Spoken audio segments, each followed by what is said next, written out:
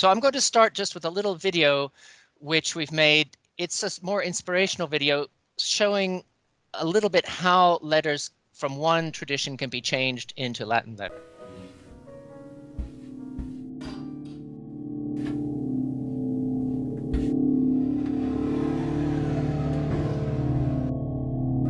How can we find a way to each other?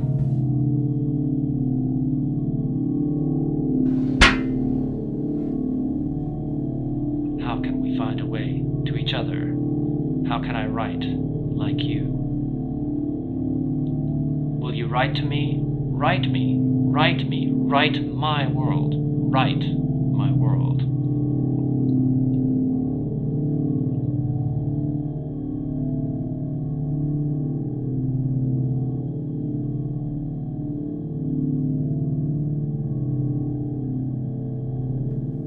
Nord und West splittern, zittern.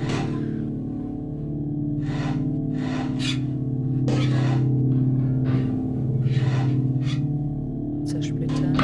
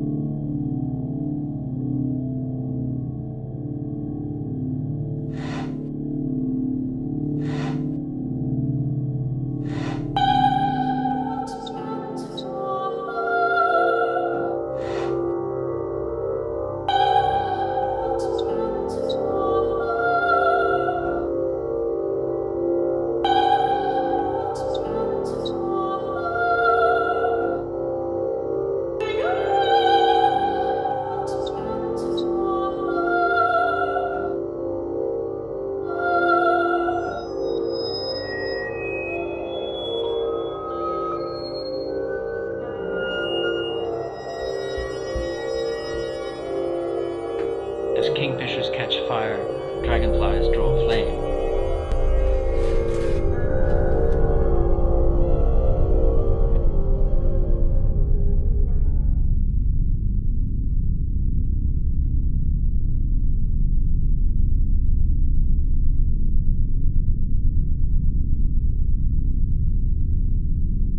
Wolltet ihr ihm dies beneiden oder etwa gar verleiden?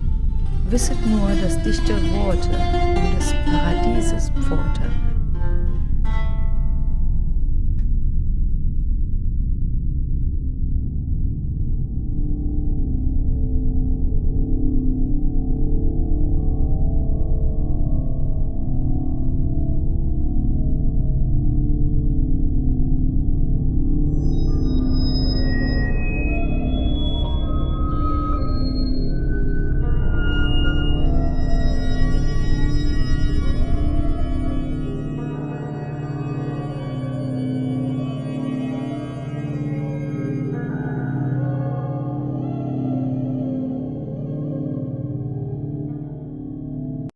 When you were old, kingfishers catch fire, dragonflies draw flame. As kingfishers catch fire, dragonflies draw flame. We were still young. Immer leise Again klopfend and again. schwer.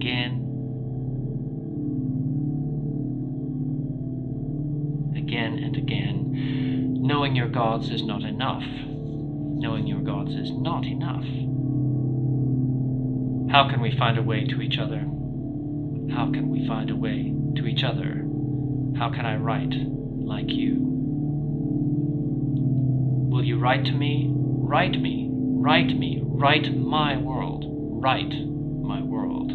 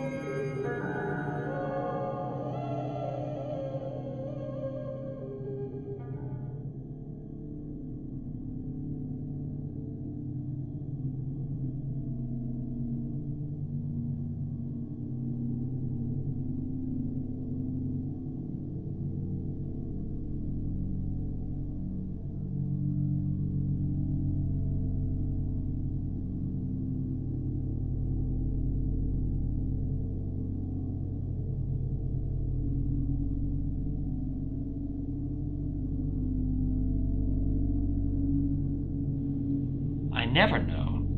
I never know. I never know. I always never know.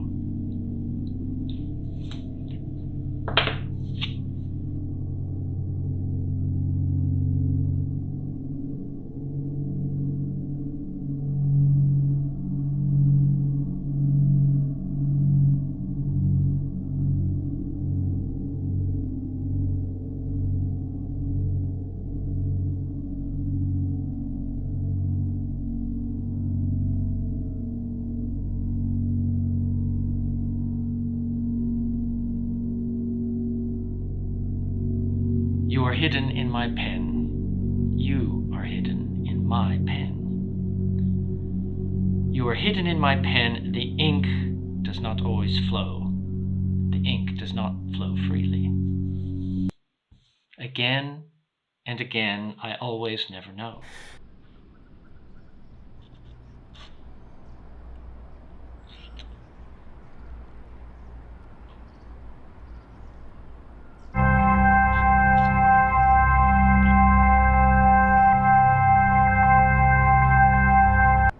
Can I write like you? Can I learn to write like you?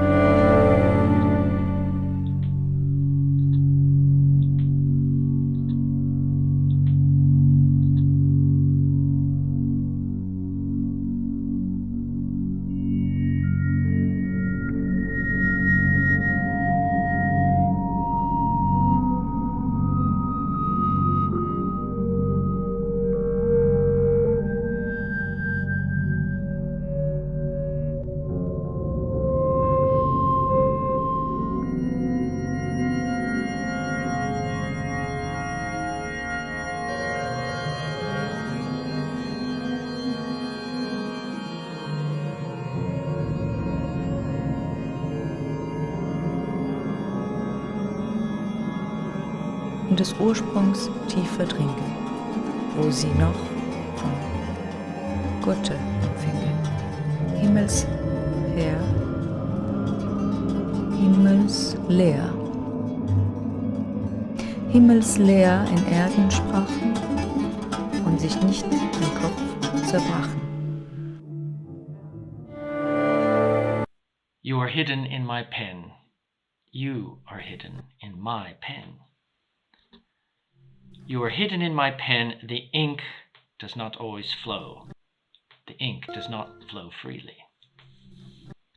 Again and again, I always never know.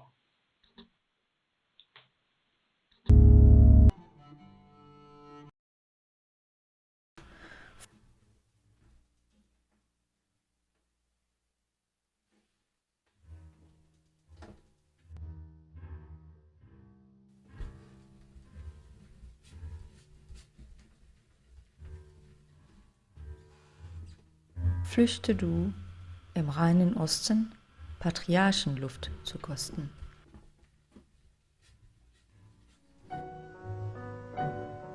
Unter Lieben, Trinken, Singen soll dich Chisers Quell verjüngen.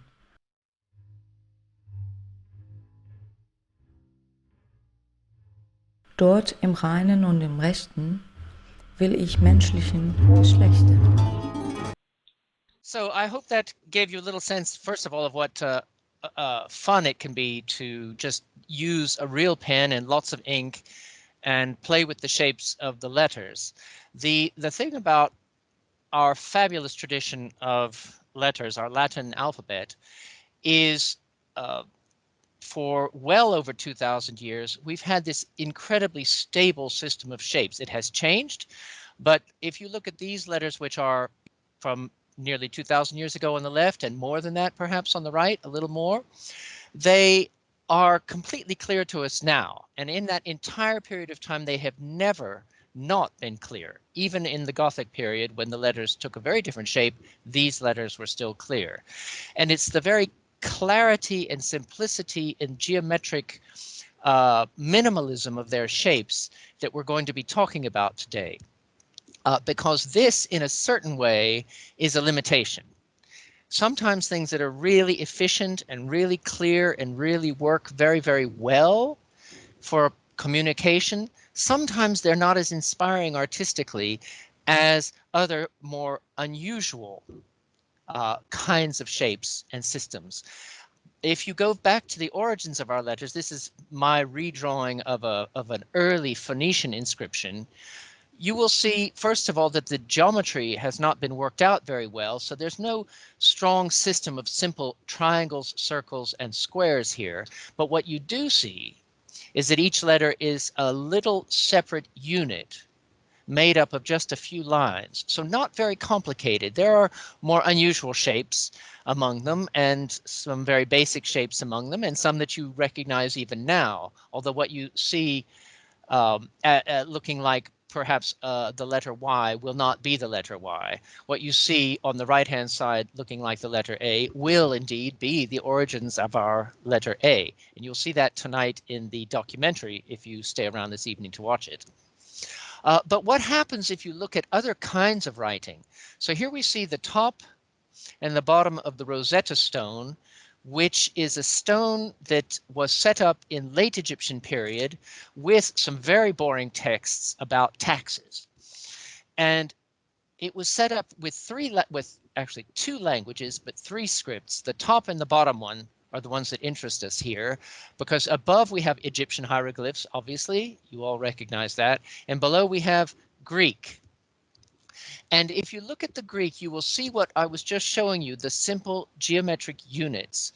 Not very much richness of form, leading to a grid-like structure, which is very simple to learn and very simple to write.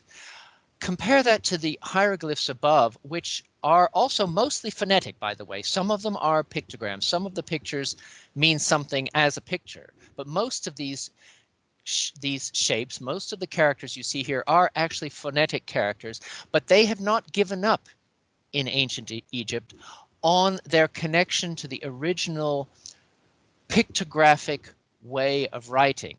And that gives a text block which is much, much richer in graphic variation than the geometric clarity of the Greek below.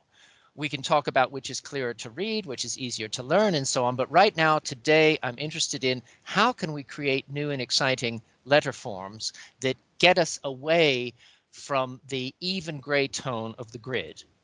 This is a typical early manuscript book. This book is 1700 years old. It is in the British Library, stolen from a monastery in Sinai, and it shows that nearly 2,000 years ago, a book does not look any different to the books we have now. The even gray texture is the goal of the writer of the book.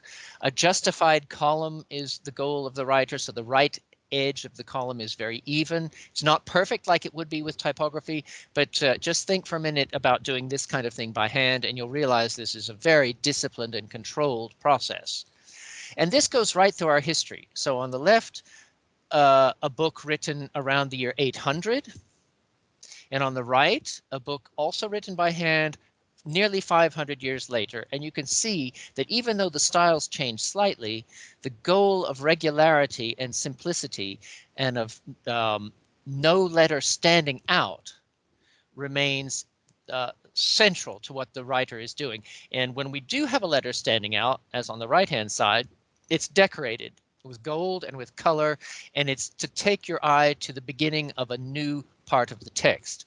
So this is not what I would call a calligraphic intervention in the gray text block on the right-hand side, this letter D. I would call this a decorative intervention. Now, I'm not criticizing it. I'm simply trying to look at it for what it is, because we're going to be trying to work as creative calligraphers shortly.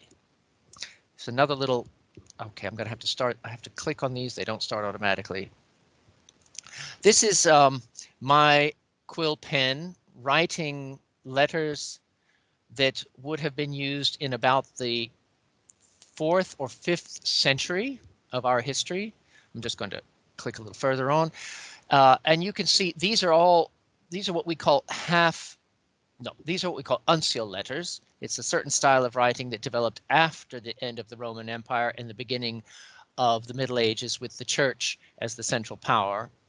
And it shows that even at the end of this Roman period, the basic idea of geometric simplicity and a regular action of the scribe moving down the page. No letter is shouting, look at me, look at me. All the letters are fitting into this even texture, highly functional, highly legible, not what I would call an artistic exploration of the letters. Okay, I'm going to go on to the next image. No, and as we move through the Middle Ages, as styles will change. So here we are at the end of the Middle Ages. On the left-hand side, you see a handwritten Gothic Bible, a very famous Gothic Bible. This is handwritten with a goose quill on parchment. And even though the letters look different, they are darker, they're narrower, they're more angular than what we just saw.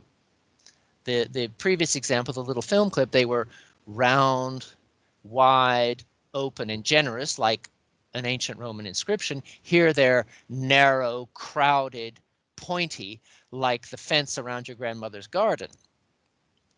This idea of writing, of course, inspired the first typography, which you see on the right in a printed book. This is a Gutenberg Bible.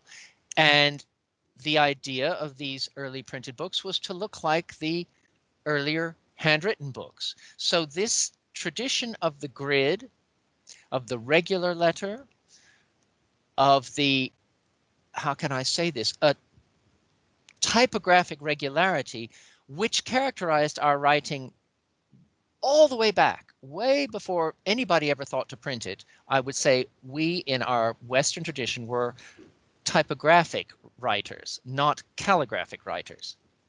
And whether it's a Gothic printed book on the left or a book printed in Roman type on the right, this regularity, this gray grid, and I don't mean gray critically, in a critical sense, I simply mean that letters don't stand out unless you decorate them.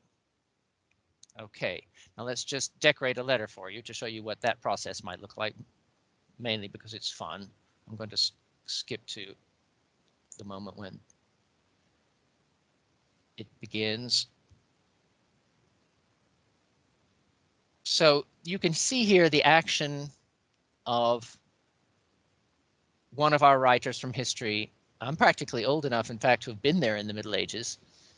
So it's a very even, stately process. And now let me say one thing about how this came about. In ancient Roman times, the books were made mostly by slaves. They were not intended to be artistic products. They were seen the way we see books, as products to use. And nobody asked the slave to express himself artistically in these books. And in the Middle Ages, in the period when books were made by monks, I'm afraid we have to see it in a very similar way, that the scribe was not being asked with his letters to produce something artistic. The decorator, who came along with color and gold to put the initials on the page, was the one who made a book into something truly spectacular. He would take pigments made of minerals. Here you see malachite on the left, and you see here vermilion paint, and you see here the galls. These are little oak tree galls that are used to make the ink, the malachite paint, the goose quills, and all of these fantastically rich and expensive colors had to be prepared. And you're going to see in just a second the grinding of the red. This is the gum arabic used to bind the colors to the page, more of the oak galls. Here's the grinding of the vermilion ink. So this is the making of a book was a very, very elaborate process involving many people. The paint had to be ground on a stone with another stone until it was fine enough to paint with or to write with. So here is a quill pen being used to make a decorated letter.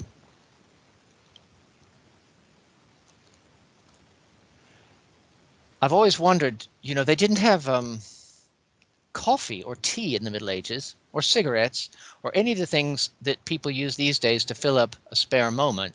When you finished a page and your letter was as wet as this, and you had to go to the next page, I always ask myself, what did they do as they waited for the paint to dry? Because, you know, you have a good half hour or more, maybe more, before you can turn over and work on the other side of this page. It's always been one of those mysteries to me, how they killed time while the paint was drying.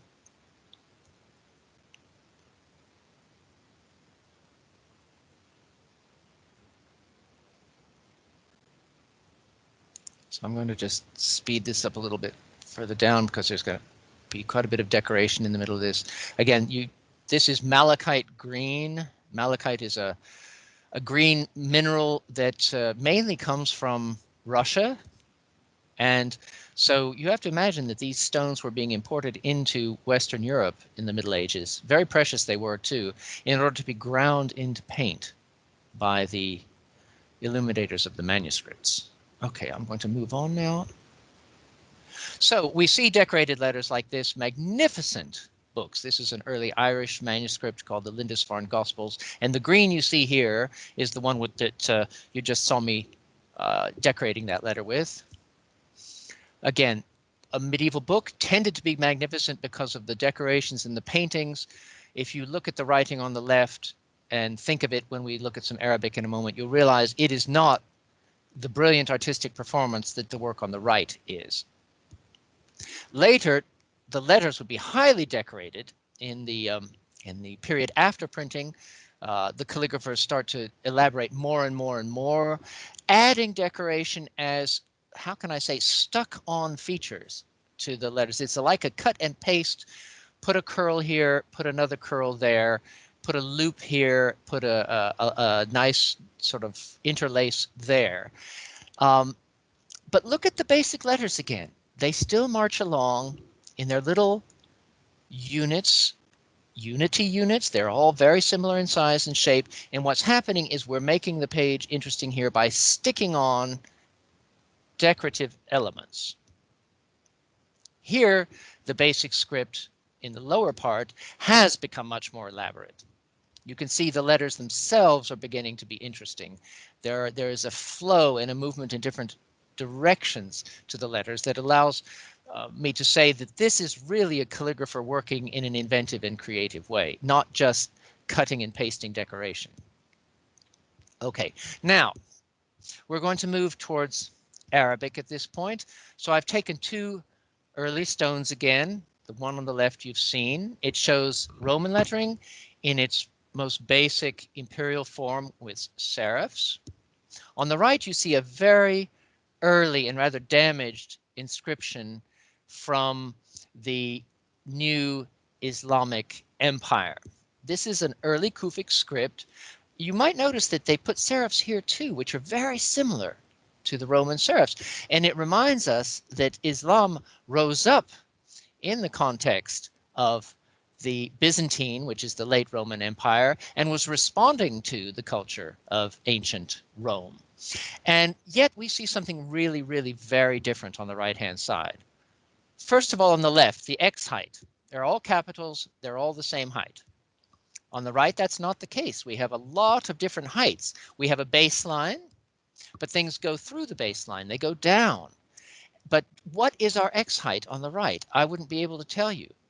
And what is our letter width? I can't tell you that either because the letters are joined together. And we're going to see that in a moment very clearly.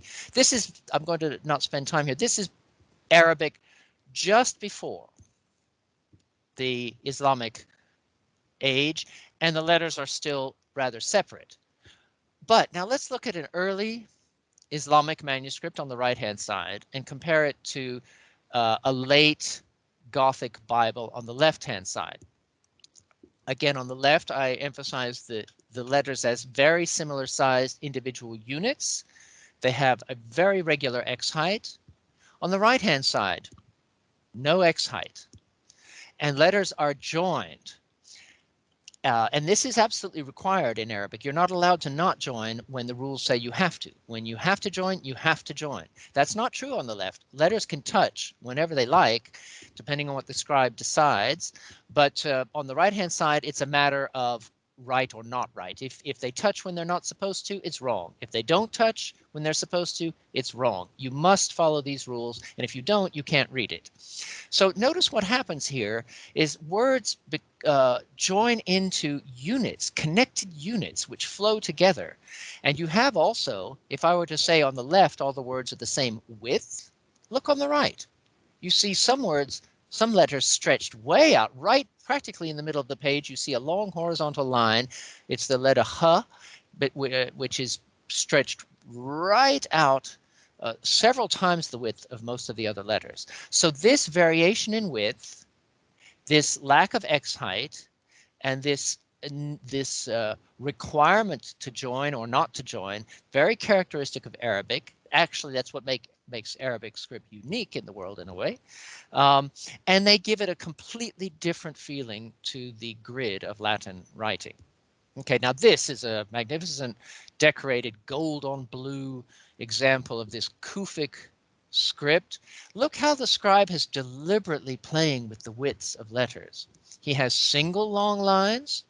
Right in the middle, you'll see a long line. We're going from the right to the left here, so he's moving out and then curling that letter over back on itself. And he has double long lines, and he's leaving the space between the long lines as just the outline of black. It's nothing more than a fine line, which has this magnificent graphic effect of giving us double thick areas of gold comparing to single thick areas, and this fine line of black, which becomes a graphic element in its own right. And you can find other areas where this happens in the vertical direction, right at the bottom on the right. You can see part of the word Allah, where there's a vertical black line split. And you can see here also a very strange thing. Even though letters are connected where they need to, at this early stage the rules are slightly different and there's a lot of gaps. It's almost as if the scribe wants to give us letter by letter and make us join them up to become the words of the Quran. Now, there's a lot of questions about why that was done. We could go into that. It's absolutely fascinating, but we don't have time, sadly. If anybody ever wanted to investigate the relationship between memory and reading, then these early Qurans would be absolutely fascinating material. So here's two extremes of Arabic calligraphy. On the left, we have an early Kufic, which is the one we're going to be inspired by, and the one you saw in the very first video. And on the right, you have a style, they call it muhakkak, which is, I think, what most of us have in our minds for Arabic calligraphy.